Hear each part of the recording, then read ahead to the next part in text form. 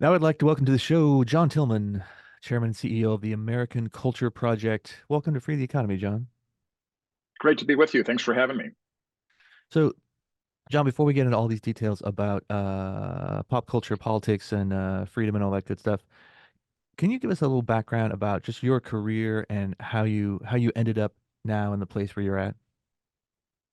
Sure. I started out as a in business as an entrepreneur through my in my 20s, 30s, and into my 40s, and then I sold a small retail business I owned when I was in my mid 40s, and was trying to decide what to do with the rest of my life. And I was always passionate about economics, the founding principles of the country, and particularly capitalism and free enterprise as the greatest force for good ever created in the human sphere to improve the human condition. I'd lived it myself and seen its power to improve people's lives, especially poor people. And so I wanted to get involved in the movement. I started calling all kinds of places. I was modest donors to a few places. I called Cato, Heritage, Heartland Institute, and many others. And I learned very quickly as a non-academic that when you're in your mid 40s with a marketing degree, nobody from the think tank world really has a use for you. But eventually, I talked my way into working with a couple of guys involved with term limits, spending caps, and property rights back in 2004, and worked with them for about 3 years to kind of learn how this world worked, and then went out on my own starting in Illinois. I was the longtime CEO of the Illinois Policy Institute from 2007 till 2020. I'm still chairman there. And I've started a variety of organizations, a marketing agency, a professional services organization, took over Franklin News Foundation when it was about to go belly up. And we have a great CEO that runs that, Chris Krug. So I've started about a dozen different organizations, all involved in the freedom movement, all involved in one form or another in terms of trying to compete in culture.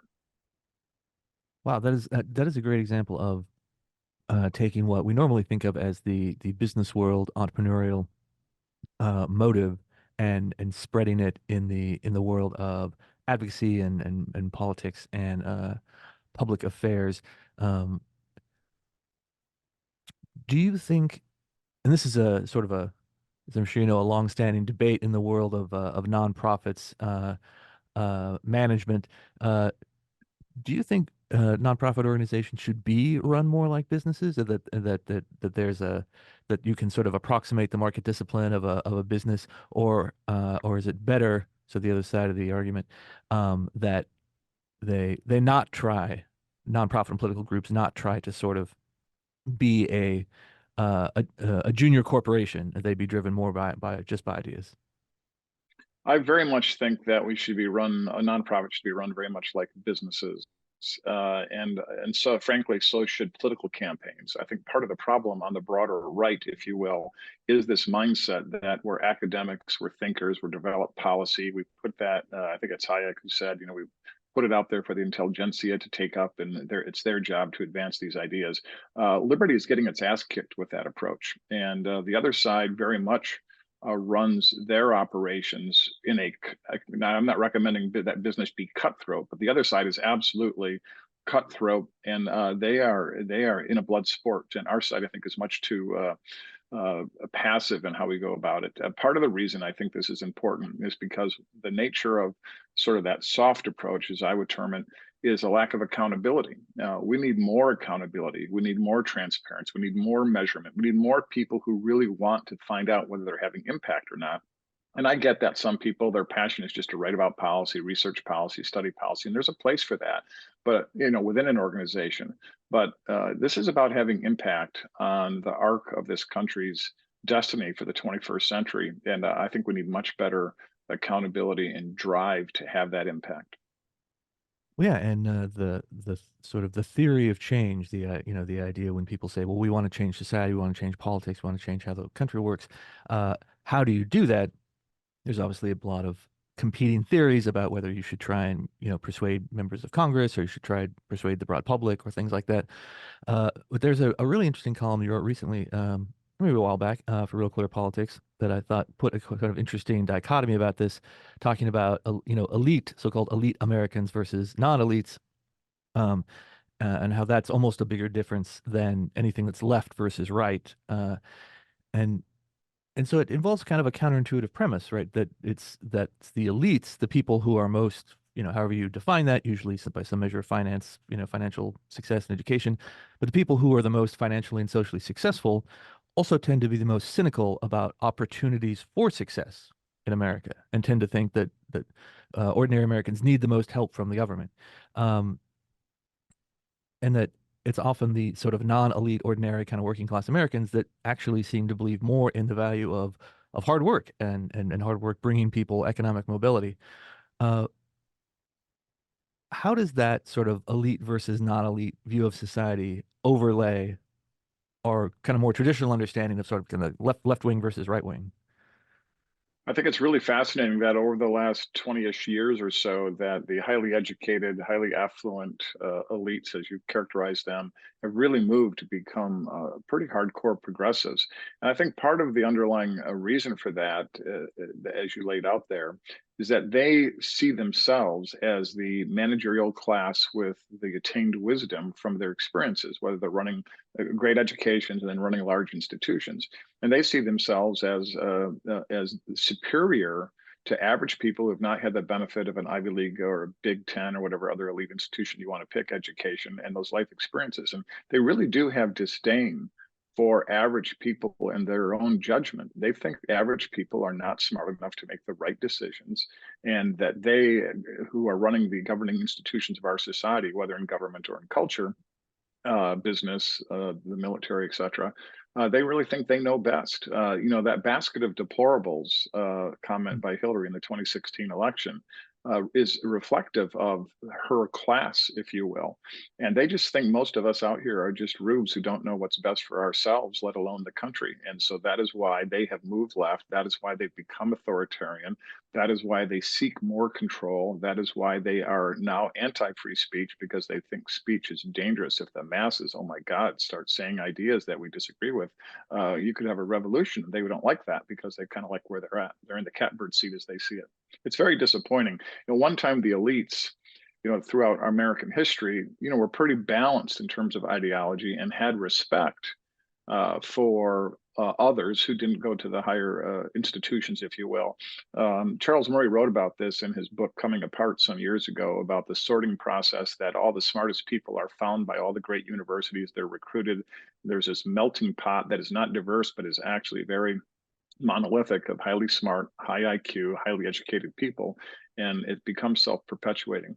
Whereas back in the days before, ironically, you had some, legacy entrants into Harvard and Yale and the other Ivies, and so you had some people that had variety of IQs, but they might develop wisdom and judgment or not. They might be incompetent. So you just had a better mixing, if you will, of normal people with elites back in the day.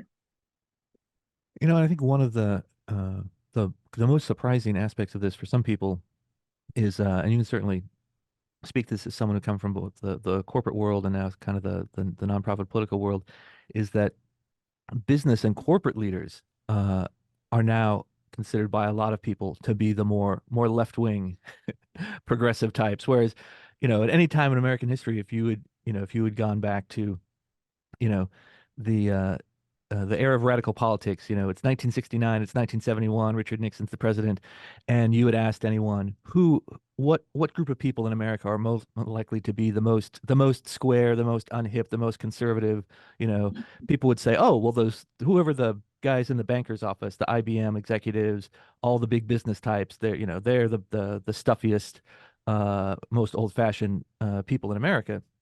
Um, and they're the ones who they don't want any left-wing economic policies, of course, because that would threaten their profits. So, those are the guys who are the real reactionaries in society, supposedly. And now we have a society where you have this sort of like rock star CEO who's a left-wing activist, which kind of like breaks some people's brains. People who've been around for a long time.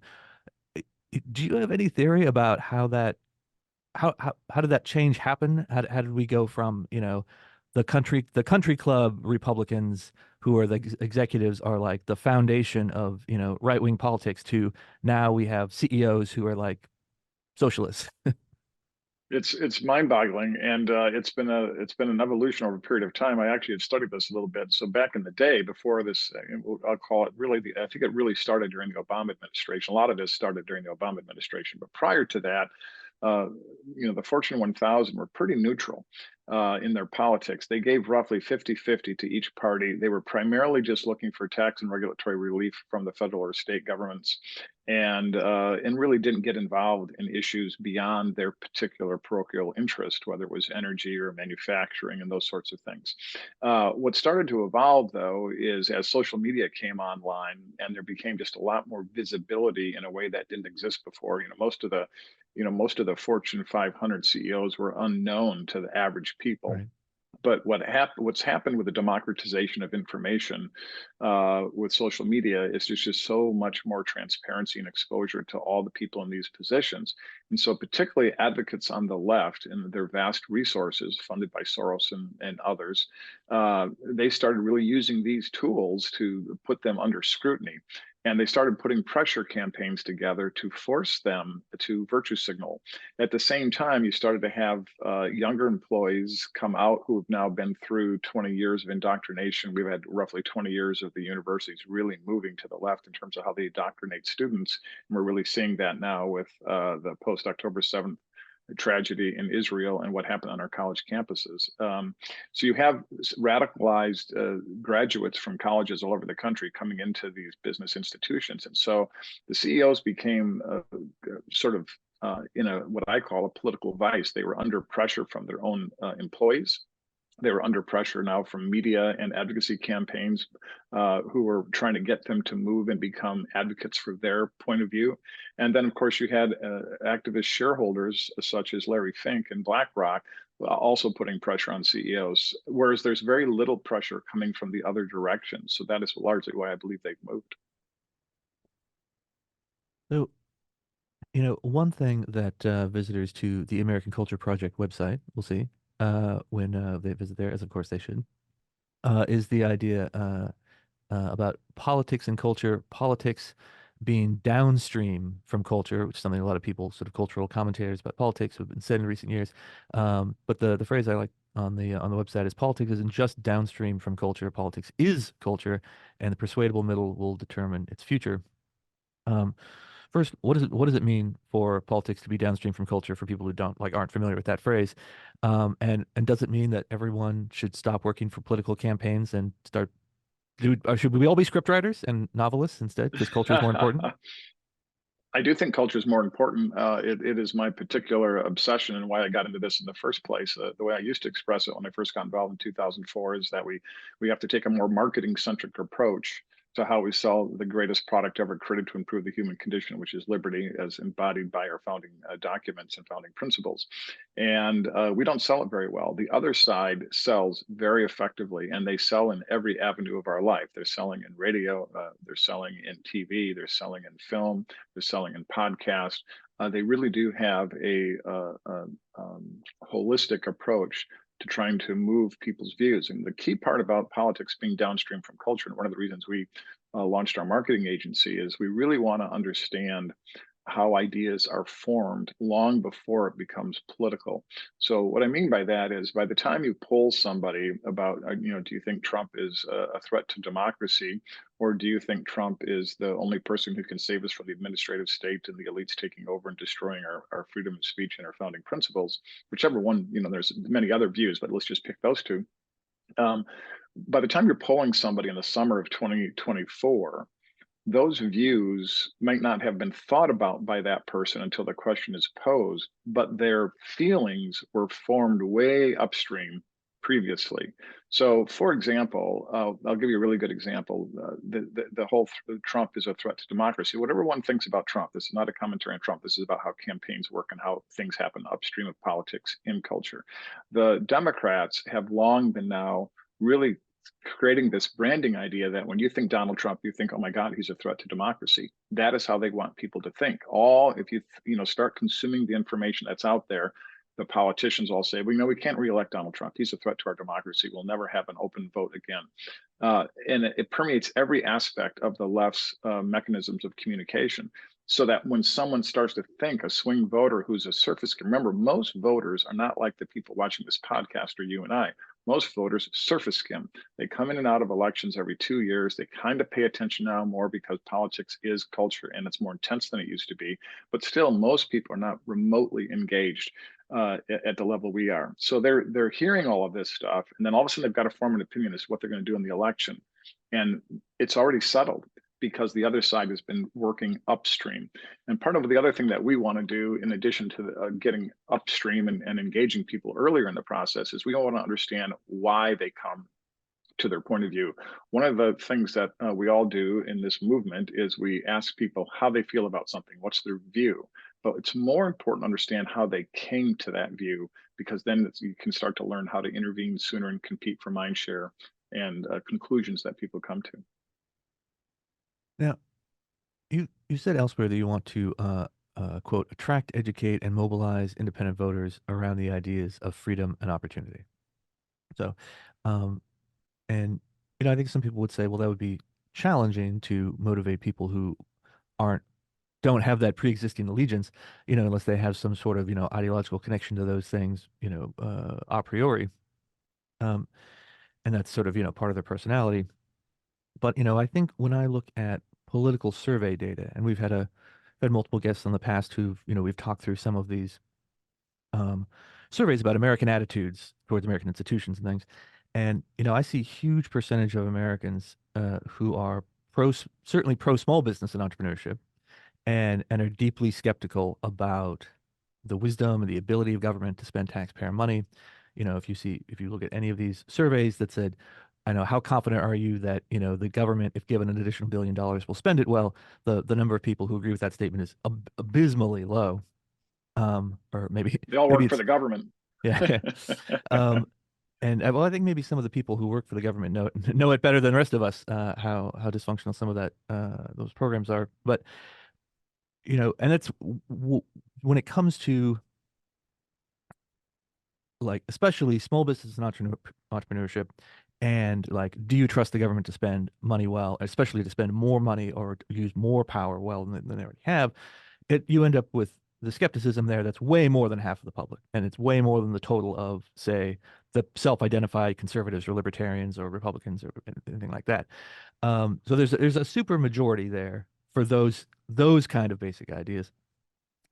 And I wonder, do you think that there's a kind of intuitive affinity here for these ideas, even if people don't always Absolutely. identify that way?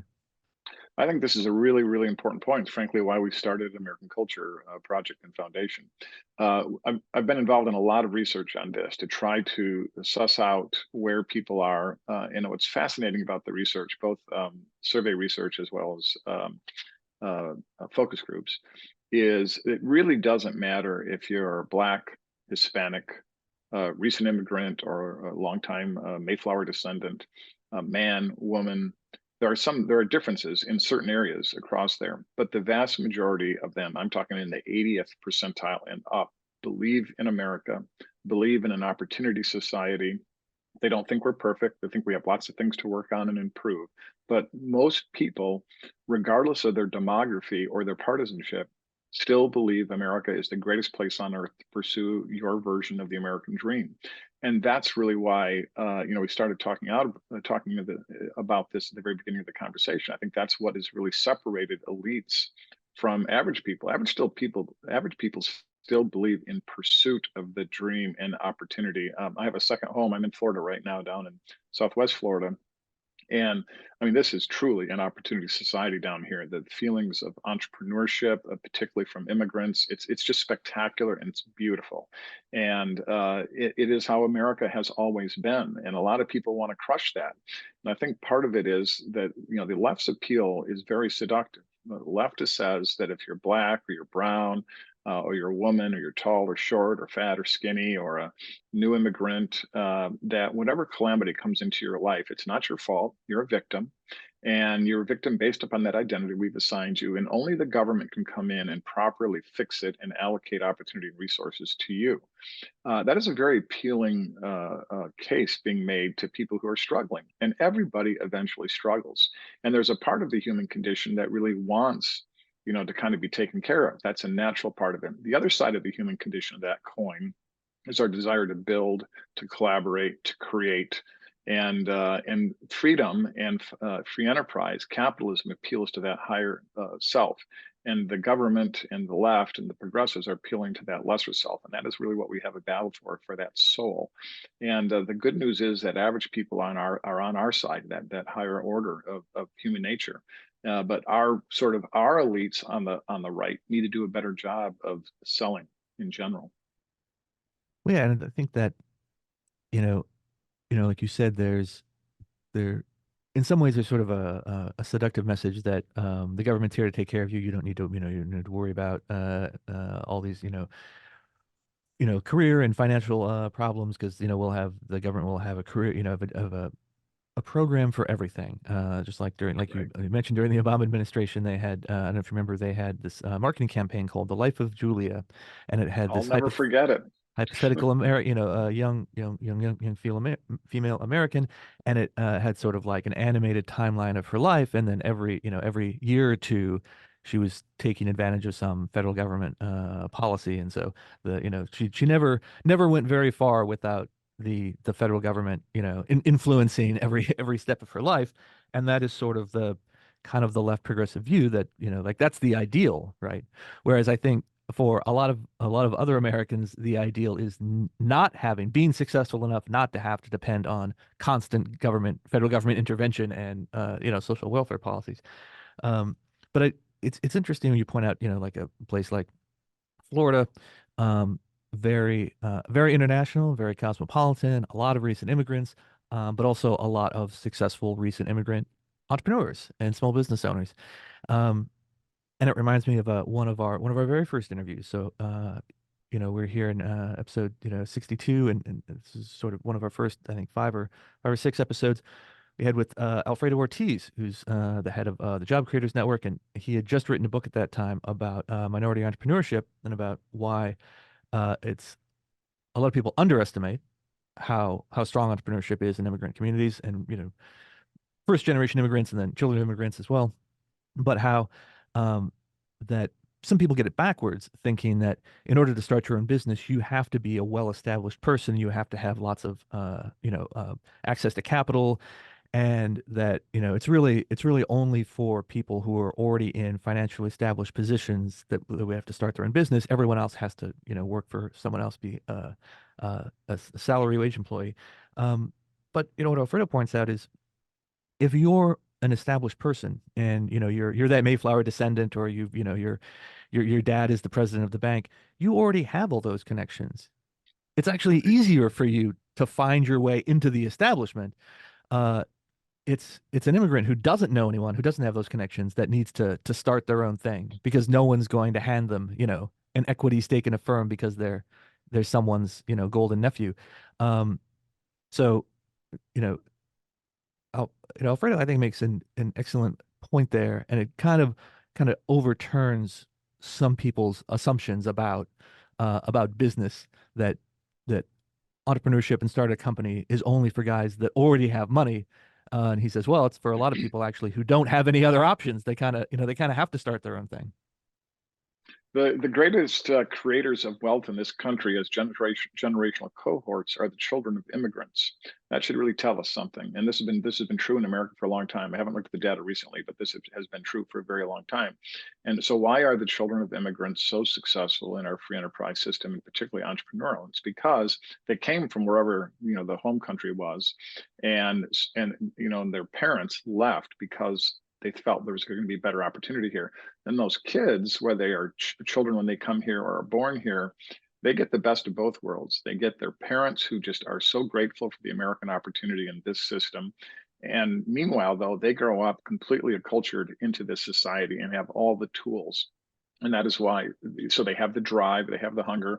The former CEO of Walgreens, who's become a great friend over many years, now long retired, he started a scholarship program for a high school that he went to in the city of Chicago. And I attended the awards ceremony one May a few years back. And it was just incredible to see it. The vast majority of the kids getting scholarship awards from this man and his wife's generosity were immigrants, children of immigrants or immigrants themselves. There were very few native born Americans competing in that school, a very diverse school population, Hispanic, Black, white, all in the city of Chicago on a fairly tough neighborhood on the north side. And you could see it there. And I'll never forget walking in and sitting down, and I was the first one there, sitting in the auditorium before everybody started coming in. And this woman came in and sat down next to me and spoke limited English with an accent. And we started chatting about it. And I was asking her what she was doing there. And her daughter was getting an award. And she broke down and started crying. It makes me emotional just thinking about it. It was so touching. It's an incredible story and commentary on the American opportunity. Well, yeah, and speaking of a place like Florida and comparing states, say Florida to a state like Illinois, um, also on the American Culture Project website, you talk about states, you know, focusing on specific states, doing excuse me, activism and advocacy, looking at states that are critical to the country's political culture and future. And this is something we talk about a lot on the show about the wonders of federalism and what states that are uh, being successful can teach to states that are lagging behind. And uh, I wonder if you have a special perspective on this, comparing two very politically unlike states that you know well, Florida and Illinois. People have asked me that question over the years, and why is Illinois so kind of screwed up compared to other states? And it really is a cultural mindset that exists in Illinois as compared to other places. So in Illinois, and this is bipartisan in Illinois, former Governor George Ryan. I mentioned earlier, I've had the great privilege of meeting amazing people, and a friend of mine that ran a large company in Chicago was the CEO. Had business with then Governor Ryan in the late '90s, and so he shows up to see him with his government affairs guy. And the governor is sitting on his desk smoking a cigar. And the CEO of a Fortune 500 company based in Chicago walks into the room, and the governor turns to him and says, "What the F do you want?" And this is sort of the mindset of government in Illinois, is that if you're in business, especially at any particular level, all things must run through the government, and you must go to the government on bended knee. When the mayoral election was happening this past year, that eventually it was Paul Vallis versus Brandon Johnson, who was a teachers union activist for the Chicago Teachers Union. During the course of that election, I happened to be flying down here to Florida, and I sat next to a Hispanic man who owns his own business and was on the board of the Hispanic, I can't remember what it's called, but the Hispanic Builders Council, if you will. And he got very involved in supporting Paul Vallis, and he told me an amazing story. An entrepreneur story, just like what we're talking about. Worked for a company, learned how to build things, started his own company, and now he builds large facilities for electric utility companies. So Commonwealth Edison and others.